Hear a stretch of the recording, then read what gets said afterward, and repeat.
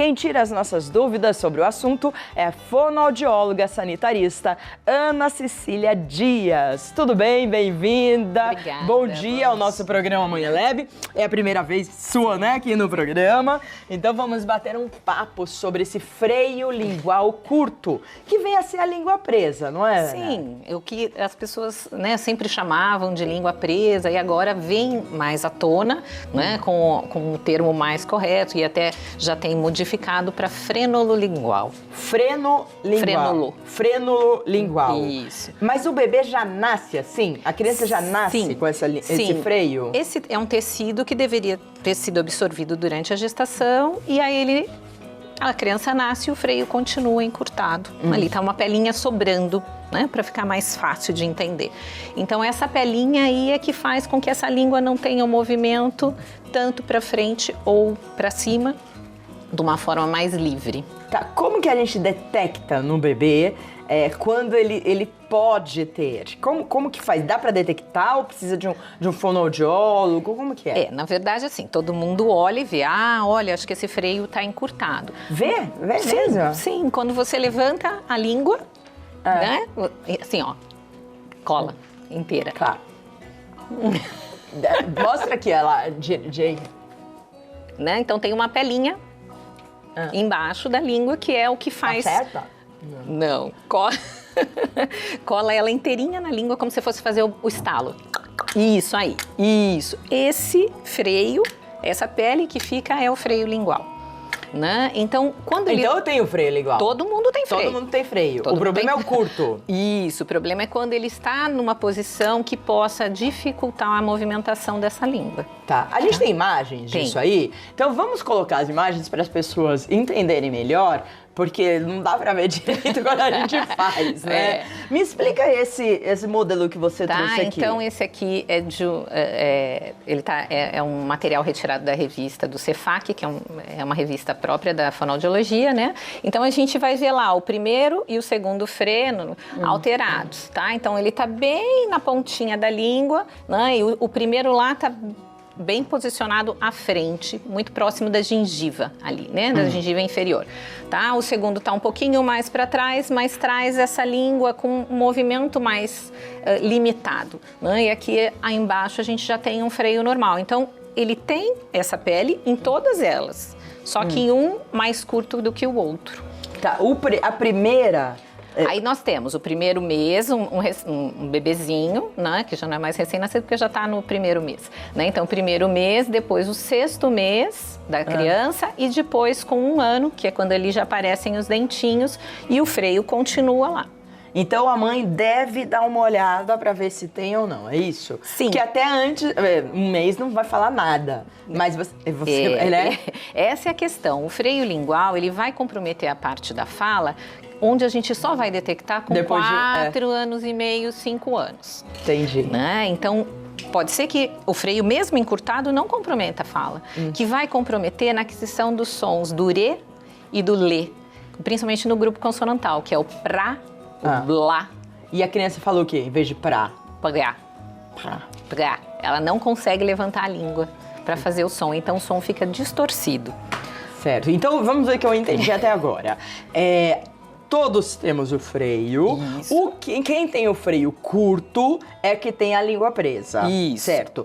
Para detectar no bebê, você olha e vai ver o freio encurtado. O ideal é que um profissional especializado, então, que saiba fazer a avaliação, porque hoje em dia tá todo mundo, agora isso, né, veio à tona, então todo mundo olha e diz, o freio tá curto. E às vezes esse freio curto não está comprometendo em nada, na amamentação principalmente, né, e depois também pode não comprometer na fala. Mas daí, quando é bebê, já tem que procurar um fonoaudiólogo? Hoje existe uma lei. Né, como o teste da orelhinha, do pezinho, tem também agora o teste da linguinha, onde o profissional vai avaliar já na maternidade se esse bebê tem alguma alteração ou não, e pode ser o pediatra. Então é obrigatório? É obrigatório, tá? Certo. Por lei. Mas é o pediatra que faz isso? O pediatra, o fonoaudiólogo, a enfermagem, tá? Então precisa ter habilidade para conhecer, porque senão sai cortando todos os freios.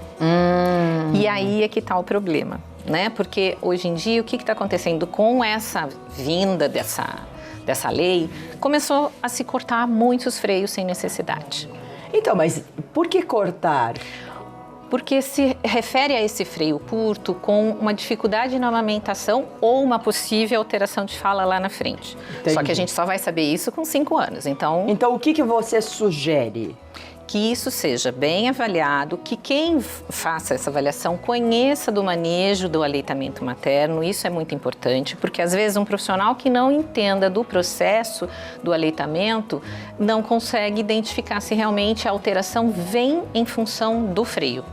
Porque existem algumas outras alterações que são importantes e que estão associadas, que é de posicionamento das placas ósseas do crânio, tá? Então, quando o bebê nasce, por exemplo, de parto normal, ele precisa ajustar para passar no canal. Então, esse encaixe, né, do crânio vai acontecer uma placa sobre a outra para que esse bebê passe no canal.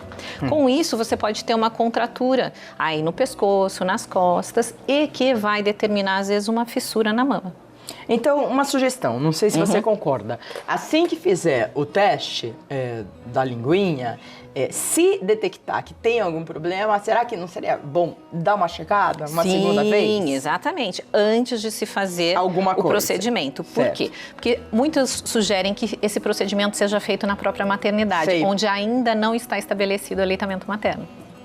Uma criança leva um tempo para se ajustar nesse processo novo. Dentro da barriga não existia peito, não existia amamentação. Então, ela vem e vai se adaptar a isso. Né? Mãe e criança se adaptam.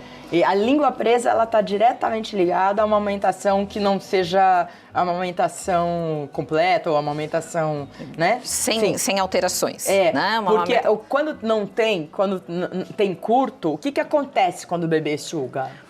Essa língua vai ficar mais posteriorizada, né? O que faz... Porque quando o bebê vai sugar, ele precisa fazer um movimento que vai alongar essa mandíbula, tá? Então, essa mandíbula vem para frente, né? E faz esse movimento que é o movimento de ordenha, tá? Então, quando essa língua está mais posteriorizada, muitas vezes esse movimento não acontece de forma adequada, tá? Então, ele comprime só o mamilo e não consegue retirar o leite de forma que deveria. Então, há uma lesão na mama, há um ganho de peso mais baixo, há uma queixa dessa mãe, é uma criança que não está mamando de uma forma adequada. Nossa, eu nunca tinha ouvido falar nisso. É impressionante, né? Porque às vezes tem problema de amamentação, você pensa qualquer outra coisa. Sim. Ninguém vai pensar que é a língua que é presa, o freio que é curto, que vai estar fazendo isso. Hoje os profissionais já estão mais voltados para isso. Então, quem cuida de pouco demais. Sim. Né? Porque a gente vai nos dois pontos, aí você nunca viu, aí começa a ver e começa a achar que sempre é aquilo. Mas a gente precisa olhar outras coisas, como por exemplo isso que eu te falei da placa. Então, se um bebê também que nasce de cesárea está posicionado na barriga com uma compressão em alguma área da cabeça, quando nasce ele também pode ter essa questão aí da musculatura e da inervação da parte posterior da cabeça, que vai comprometer a amamentação. E aí, se tem um freio um pouco mais curto, diz que a culpa é do freio. E não, muitas vezes a gente precisa de um trabalho da osteopatia para reorganizar esse crânio, essa musculatura e essa inervação. O que é osteopatia? Osteopatia é uma especialidade da fisioterapia, tá? É uma especialidade muito interessante, muito legal, que trabalha com esses bebês com uma força, um peso, né, de contato nesse bebê de 5 a 10 gramas, para movimentar essa musculatura e realocar tudo de volta, para que ele possa mamar. Então, às vezes, você tem um freio curto, tem uma imagem aí de um bebê que foi o primeiro bebê que... Eu atendo vários bebês, mas o primeiro que eu falei, acho que vou ter que ceder para um... olha, esse é um bebê... É esse? Não é esse. Qual que é? Vamos fazer o seguinte, eles vão achando as imagens certas e a gente vai falando, ou a gente vai passando, você vai descrevendo. Tá. Vou te pedir um minutinho e já volto. Inclusive, quero falar da influência quando a pessoa é adolescente e adulta, desse freio curto, que vira uma língua presa, né? Isso. Que é a língua presa. O chamado língua presa. Se dá presa. pra gente fazer alguma cirurgia, o que a gente faz? Obrigada, Ana, já volto. Vamos, então, explicar as fotos que a gente está mostrando. Então, estamos falando do freio curto lingual, né? Que é a famosa língua presa. Isso, esse é aquele bebê que eu disse que quando eu coloquei no meu balcão, que eu fui examinar o bebê, eu falei, acho que agora eu vou ter que ceder. Vou ter que mandar esse bebê para fazer uma frenectomia. É aquele branquinho curtinho. Que tá curtinho. Porque a língua dele devia estar mais para cima, é isso? Ela teria que estar mais solta. Solta, né? tá. A ponta teria que estar mais solta. Ele é aquele primeiro exemplo daquela foto da revista. Sei, do quadro. Né? Do quadro, isso. Tá? Então é um bebê que você olha e fala, nossa, realmente essa língua não vai projetar. Né? E a queixa era que estava com algumas dificuldades para o ganho de peso. E encaminhado para, precisamos resolver, avalie o freio, porque vai ter que cortar, porque essa criança não está ganhando peso. E a mãe não tinha nenhuma lesão na mama. O que é muito comum associar ao freio lingual. Lesão como? Uma fissura, faz um corte. Corte mesmo? Sim, começa como se fosse um raladinho e vai aumentando e vai abrindo e pode chegar a que muitas mães reclamam importantes. disso na amamentação. Isso. Mas esse corte é um corte mais forte mesmo. E quanto mais superficial, mais dor ela sente. Ai, tadinha. Tá? Então, precisa se cuidar mesmo. Tá. Né? E quando eu coloquei esse bebê, eu falei, olha, eu acho que esse Vou ter que operar. Fiz todo o manejo, mandei para a osteopatia. A osteopata fez um atendimento e solucionado. Parece mágica. Na fisioterapia, um atendimento? Isso. E onde ela faz a manipulação dessa cabeça e desse tronco, movimenta essa musculatura, reposiciona algumas coisas, faz orientação para a mãe do que ela tem que fazer em casa. E não precisou. A ganhar peso. Mas esse bebê vai ser um adulto com língua presa ou não? Provavelmente. Né? Que pode interferir na fala ou não, mas que a gente acompanha um pouco mais pra frente. Né? E o que eu sempre digo que às vezes quando cresce, o problema maior do freio lingual é o beijo, né? Como assim? Porque essa língua não vai projetar. E eu também nunca tinha importante. pensado nisso. Então quem tem língua presa, o beijo é difícil? Pode não ter um beijo tão gostoso, né? Mas posso te fazer uma pergunta, Sim. Ana? Por que não cortar logo se tá... Sim, eu acho, por exemplo, nesse caso... Eu sei que é uma pergunta que você não gosta da cirurgia, mas por que não fazer a cirurgia já eliminar esse problema? Porque se a gente for pensar que um procedimento cirúrgico, mesmo como é dito que é muito... A dor é muito pequena, ou é dito até que é indolor, na verdade ela faz uma marca nessa criança, você concorda? Uma criança que saiu de um mundo totalmente protegido. Dizem que o bebê não sente, que é melhor fazer quando é bebê, porque não sente nada, mas sente. Sente. Eu tive um bebê que chegou que não estava mamando, fez a frenectomia, porque só mamava com o intermediário, que é aquele protetor que põe, né, de silicone. E aí fez a cirurgia e aí que passou a não mamar. E começou a perder peso significativamente, porque ela tinha muita dor.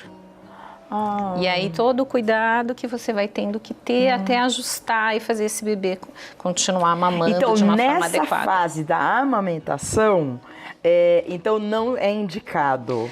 Não que não seja indicado, a gente precisa realmente fazer a indicação correta, no momento certo, para a criança certa, para as condições que você tem ali. Mas depois, se a criança já tem a língua presa ou o adulto...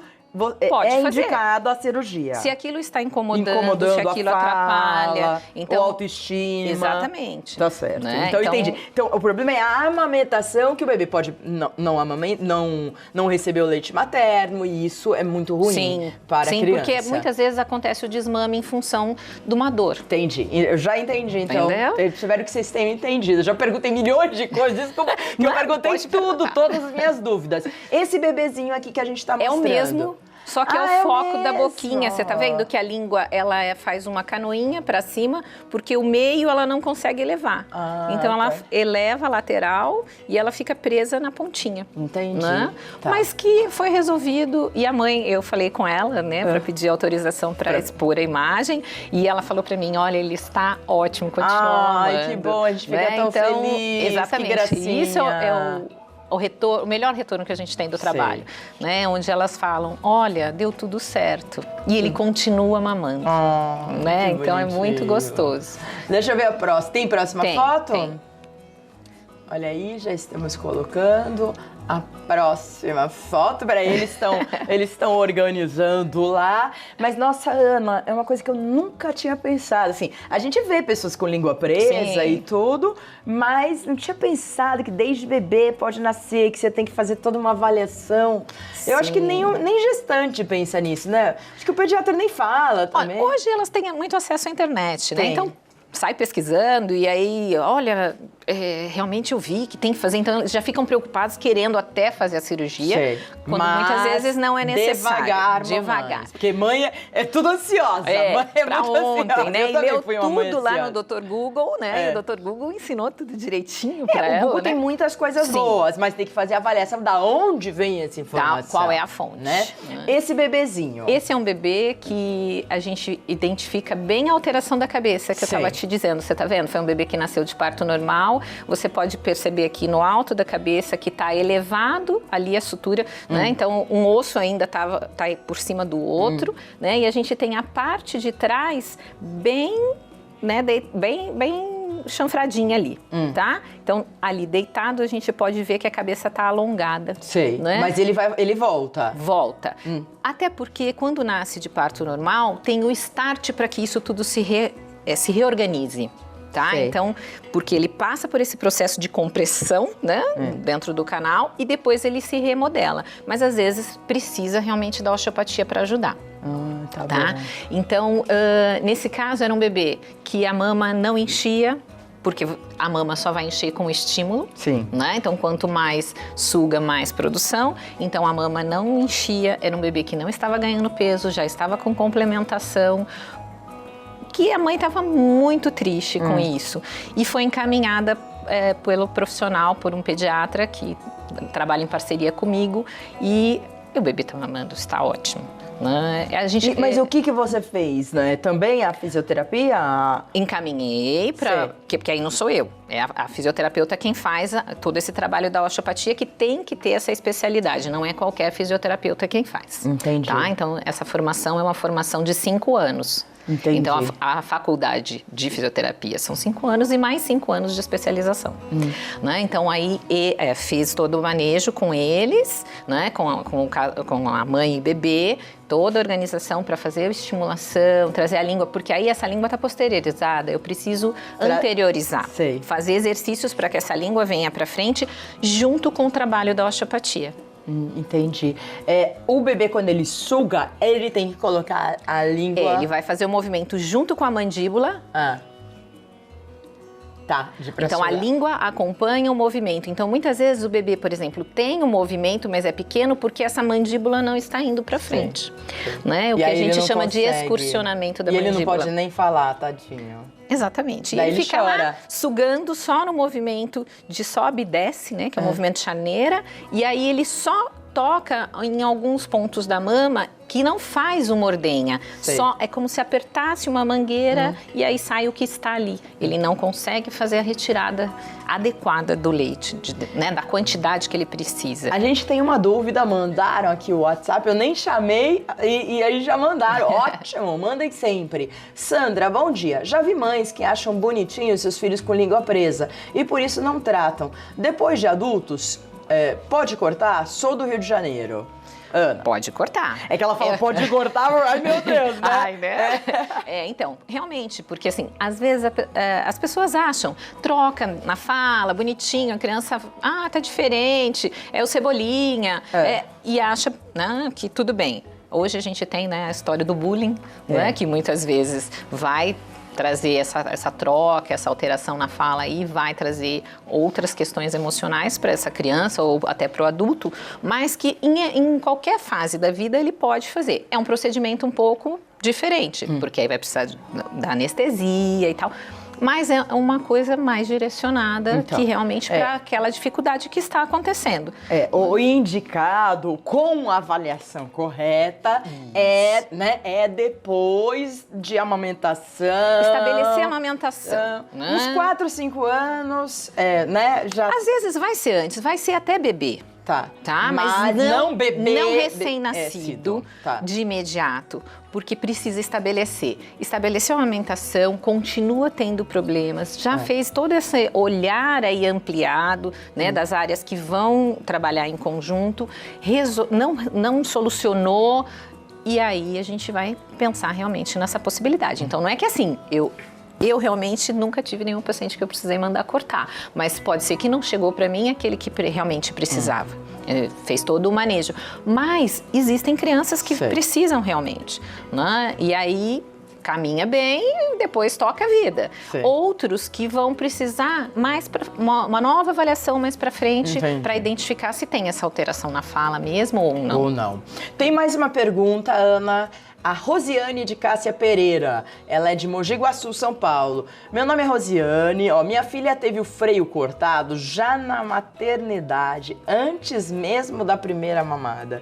Isso pode ocasionar algum problema? Ela não fala se conseguiu amamentar depois. Né? Porque às vezes existem casos onde o freio é cortado e o problema continua, porque o problema não é o freio. Né? Então, existem outras coisas. Ela pergunta se pode ocasionar algum problema. Às vezes, essa língua vai ficar solta demais. E a pessoa fala diferente com a língua solta? Assim, pode acontecer de ter alguma dificuldade de produção, mas na própria amamentação, se essa língua está frouxa, se essa língua está solta dentro da boca, às vezes ela vai ter dificuldade para fazer a força adequada. Ela devia ter falado, a Rosiane, ela tem vários filhos que eu tô vendo na foto dela, se a bebê conseguiu mamar ou não. Porque quero deixar muito claro que a indicação, só com avaliação muito precisa, é fazer o corte quando é bebê, ainda mais antes da mamada. Pois é, foi feito mamada. Antes da primeira mamada. Por quê?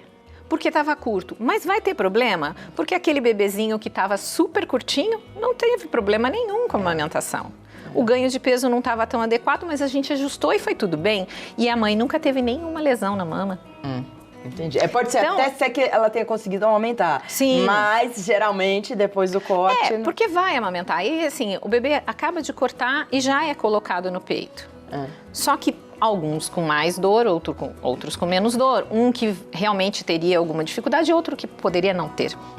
Então tem que ter uma avaliação bem precisa. E quando falarem que precisa cortar, fala assim, mas será que precisa mesmo? Tenta ter mais informação, né? E consultar alguém que domine aleitamento materno. Isso é uma coisa importante, porque eu vejo muitos profissionais, às vezes, fazendo o procedimento, mas ele não entende de aleitamento, do manejo do aleitamento. Então, muitas vezes, acaba indicando... As enfermeiras que são especialistas em aleitamento, elas seriam esses profissionais?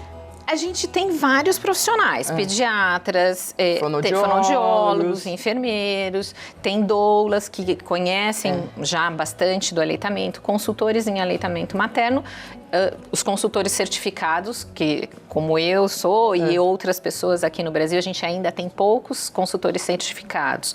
Nós estamos trabalhando para que as pessoas tentem conhecer mais essa especialidade, porque a gente se prepara muito para isso. Então vamos pedir informação de todos os profissionais, né? Aproveitar que você já está lá na maternidade, então vamos entender se precisa, se não precisa e por quê. Porque a informação não tem nada que combata a boa informação, né? Isso. Boa informação gera procedimentos corretos. Exato. Quero agradecer a Ana Cecília Dias, fonoaudióloga, sanitarista. WhatsApp para você entrar em contato, 0 operadora 19 99194 4556. Telefone 0 operadora 19 3242 1488. E o e-mail é Acissa, é isso? Acissa. Acissa, porque Cissa é o meu apelido. Então muitas pessoas me conhecem. Isso, mas com S. Isso. Com S. Personalizado. @gmail.com. Acissa@gmail.com. Muito obrigada, Ana. Obrigada, Volte foi outras vezes. Nossa, primeira pauta que eu faço sobre isso, entendi, muito legal, muito obrigada mesmo, viu? Até a próxima vez.